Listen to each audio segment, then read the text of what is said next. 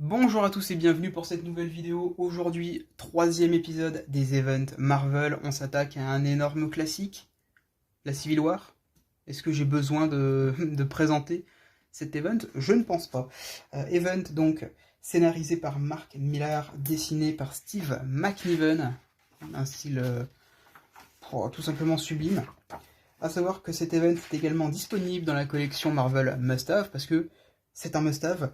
Je ne sais pas si j'ai besoin de vous faire le pitch en fait de Civil War. On va avoir cette jeune équipe qui va créer, qui fait de la télé-réalité, grosso modo, qui va créer un incident, grosse explosion. Et de là, en gros, on va se poser la question de savoir est-ce que les super-humains, les super-héros, ne devraient pas suivre une formation ou être recensés parce que quand ce genre d'incident se produit, bah, c'est la merde. Et c'est quand une femme va accoster. Alors, tout d'abord, on va avoir voilà, Maria Hill qui va faire la proposition à Cap, qui va littéralement se rebeller et casser la gueule du Shield. Le gardien qui est là, donc on sait que cet événement va être majeur. Et donc oui, on va avoir une femme qui va interpeller Tony Stark à la sortie de l'église, aux funérailles des victimes de cet incident. Et qui va lui dire pour qui vous vous prenez, vous croyez que vous êtes au-dessus des lois, tout ça. Et c'est là que Tony Stark va tout simplement choisir son camp et dire oui à la loi de recensement. Et donc le premier gros événement majeur, bah voilà, c'est Peter qui va dire au monde entier, voilà, je suis Peter Parker, je suis Spider-Man, choisissant ainsi le camp de Tony Stark. Tony Stark qui va donc essayer de recruter Emma Frost. Chacun va donc essayer de recruter un peu le plus de personnes possible jusqu'à ce qu'on atteigne un point de non-retour et qu'on arrive à l'affrontement entre le camp de Captain America et le camp d'Iron Man. Le tout sublimé par des planches vous faire décoller la mâchoire. Enfin, c'est sublime quoi. C'est magnifique. C'est incroyable. C'est Steve McNiven.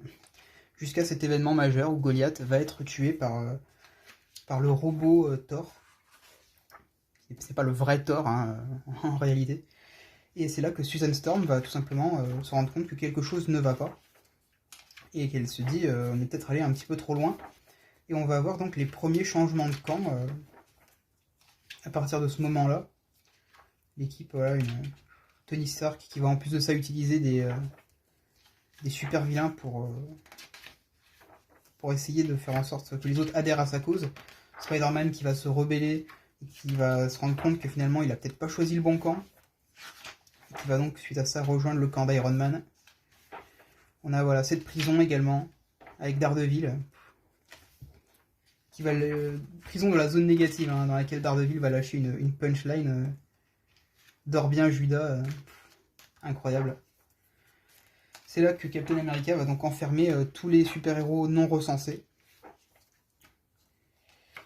Et donc on va passer un petit peu parce que là voilà, il se passe pas grand chose jusqu'à arriver à ce moment où le camp de Captain America va s'introduire dans la prison d'Iron Man et de ses coéquipiers. Et ça va partir sur de la grosse baston de super-héros. Très honnêtement, c'est bonbon. Ça fait plaisir à voir. Voilà, ce Namor, il est incroyable. Ce Thor, il est magnifique. Parce que Steve McNiven arrive à les sublimer, quoi. Et là, voilà, on va arriver à ce moment où Captain America va se rendre compte du désastre qu'ils ont causé à New York et va accepter de se rendre. Voilà. Iron Man a en quelque sorte gagné, il a pu créer ses différentes équipes, il est devenu directeur du Shield. Cet épisode-là, vous l'avez dans l'Omnibus New Avengers. Je vous invite à aller voir la vidéo sur l'Omnibus en question que j'ai fait. Donc épisode doublon, qui est honnêtement pas très bien dessiné, pas très intéressant en plus de ça. Là on a cet épisode avec Luke Cage, je sais plus si celui-ci est dans l'omnibus, ça me dit quelque chose.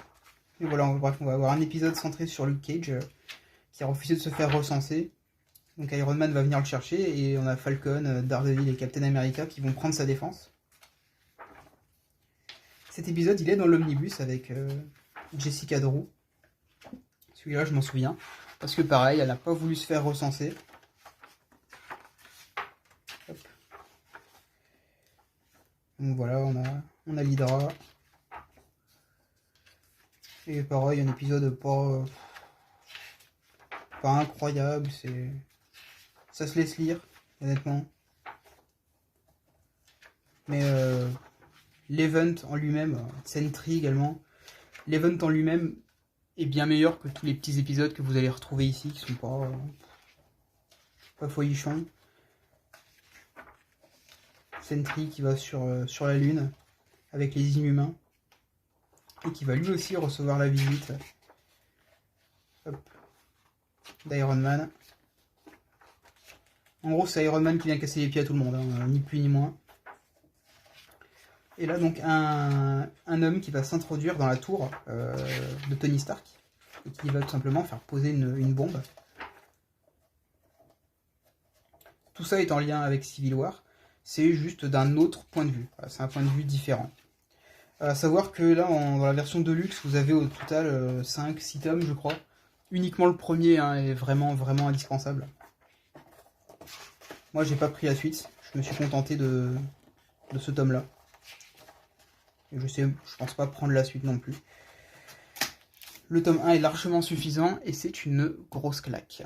Voilà, donc moi j'espère que cette vidéo vous aura plu. Je vous ai pas appris grand chose, Civil War étant quand même un event relativement très très connu de l'univers Marvel. Je pense pas que vous ayez quelque chose à apprendre ici.